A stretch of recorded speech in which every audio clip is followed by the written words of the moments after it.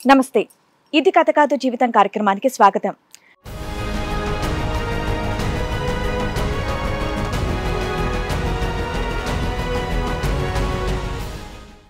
నాకు 2024లో మ్యారేజ్ అయింది, April. Okay, last year ఏప్రిల్లో అయింది. లాస్ట్ ఇయర్ 3 months బాగానే ఉన్నారు. బాగానే ఉంది. ఊరిపోయింది. పోయినాక మళ్ళీ తిరిగి రమ్మంటే రానంటుంది, ఫోన్ చేస్తే రానంటుంది.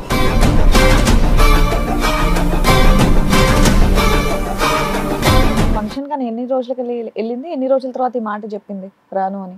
ఫంక్షన్కి ఒక 2-3 రోజుల ముందే వెళ్ళింది. మళ్ళీ ఫంక్షన్ అయిపోయాక రా అంటాను. నేను పోయి వచ్చిన. అయితే పోయినాక వస్తుంది అని పోవాలి. నాకు మా అత్త వస్తుంది, 2-3 రోజులు ఉండి వస్తుంది పోవాలి. ఆ తర్వాత ఫోన్ చేస్తే రానంటుంది. ఎందుకు రీజన్ అంటే వాళ్ళేమో నువ్వు సరిగ్గా చూసుకోవట్లేదు, ఇబ్బంది పెడుతున్నావు, నైట్ ఇబ్బంది పెడుతున్నావు, చాలా ఇబ్బంది పెడుతున్నావు అని అంటుంది. నేను ఏం పెట్టలేను ఎందుకంటే అని చెప్పి మా పెద్దవాళ్ళని తోలుకొని పోయినాం. మీరు బాగా ఇబ్బంది పెట్టేవాళ్ళ ఫిజికల్ గా?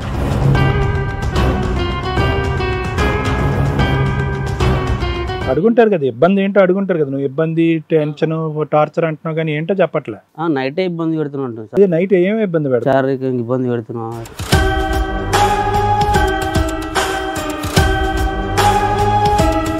ఓకే, పెళ్ళైనప్పుడు ఆ అమ్మాయి ఇష్టంగానే అనిపించిందా? పెళ్లికి ఇష్టమే అన్నట్టు అనిపించిందా?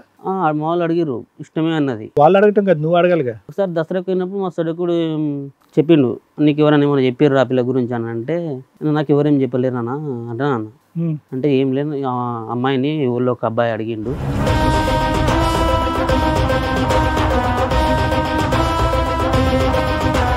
నెక్స్ట్ టైం ఇప్పుడు శివరాత్రికి పోయినప్పుడు పోయింది రాను అంటానంటే, ఏందబ్బా ఎందుకు రాదంటని చెప్పి నేను అనుకుని అయితే అంతకుముందు ఒట్టి కూర్చునేటప్పుడు బుక్లో రాసుకుంటుండే మేడం. రాసుకుని నేను పోయినాక ఈ బుక్లు ఏం రాసుకున్నాను చూసుకుంటే నెంబర్లు రాసుకుంది మేడం. వాళ్ళ మైబు, ఐ లవ్ యూ, మమత ఇవన్నీ రాసుకున్నాను.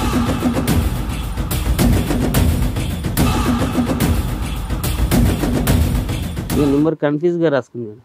అది 2-3 సార్లు నేను వేరేలోకి అయింది మేడం. ఇదే రాస్తుందా పారాయణం లాగా పైనుంచి కింద వరకు? ఇంకేం రాయలేదా? ఇవి నెంబర్లు పేర్లు రాసుకుంది మేడం. సార్ కొట్టేసింది ఏంటి? కొట్టేసింది, రాసింది కన్ఫ్యూజ్ చేయండి ఇట్లా, నాకు అర్థం కాకుండా నీకు కనిపించకూడదని అర్థం కాకుండా. అబ్బో, ఇదేదో సైన్ లాంగ్వేజ్ లో ఉందబ్బా.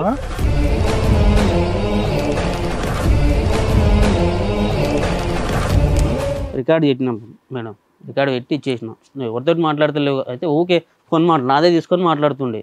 ఏమన్నా అంటే మా అక్క, మా మమ్మీ, మా డాడీ అంటుండే. ఆ నెంబర్లు వాళ్ళే కాదా? నెంబర్ వస్తుంది మొత్తం డిలీట్ చేసేస్తుంది అప్పుడే. ఏముండదు ఆడ, కనిపించేది ఏం కనిపించేది.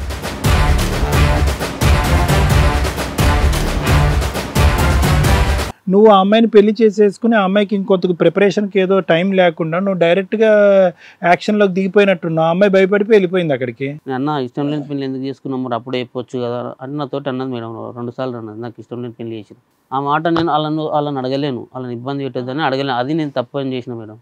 దానికి సానుకూలంగా ఒప్పుకుని మీరు అందరు స్పందించి బయటకు వచ్చారా? లేదంటే నాకు ఇష్టం లేదు సార్ ఈ ఒప్పందం బయటకు వచ్చావు నువ్వు పోలీస్ ఆఫీసర్తో?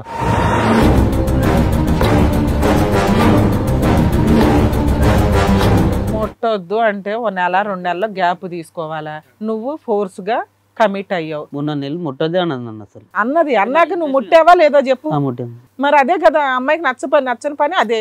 పెళ్ళి అంటే నా హక్కు, నిన్ను వాడేయడం నాకు అవసరం అన్నట్లు నువ్వు బిహేవ్ చేసిన విధానం ఆ పిల్లకి ఇక్కడ బ్రెయిన్ లో పడింది. ఓహో, ఈయన ఎంత మృగంలాగా పడి చేస్తాడు.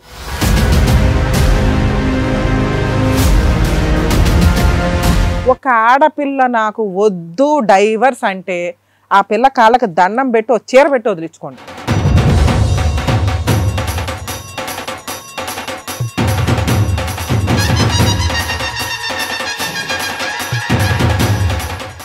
ఇది కథ కాదు జీవితం ప్రోగ్రామ్ అందరికంటే ఒక రోజు ముందుగా మీరు చూడాలి అనుకుంటే వెంటనే డౌన్లోడ్ చేయండి హిట్ టీవీ యాప్. ఇందులో మీరు నచ్చే మెచ్చే కంటెంట్ సిద్ధంగా ఉంది. మరి ఇంకెందుకు ఆలస్యం, వెంటనే డౌన్లోడ్ చేసుకోండి హిట్ టీవీ యాప్.